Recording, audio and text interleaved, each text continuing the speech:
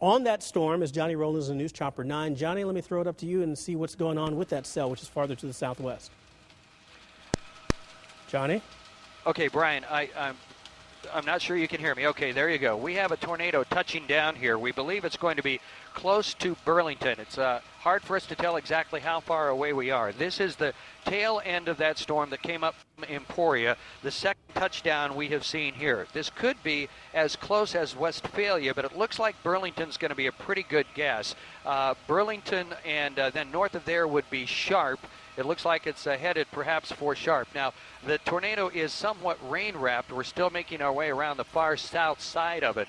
But this storm that we have been tracking up from Emporia now, twice what we have witnessed has produced a tornado. And you can see, let's go down with that black level as they were talking about, Luke, and see if we can get a little contrast. A little to the right, I believe, is where you want to go, and it's going to be touching the ground. So, at the very least, we have some circulation under this, and again, we believe it's very close to, if not right at, Burlington, Kansas. We're not too far from John Redmond Reservoir.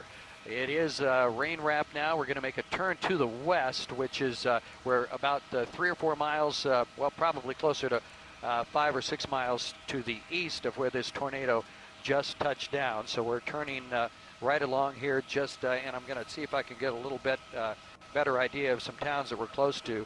We are right north of, correction here, let me get going with this. It looks like we just passed Central, Kansas, a town called Central, and we are now headed west towards Burlington. So we did have a tornado on the ground. It is now rain-wrapped, very distinct wall cloud as we were approaching here, and that did show, of course, the first touchdown, and now all of that has been wrapped in the rain.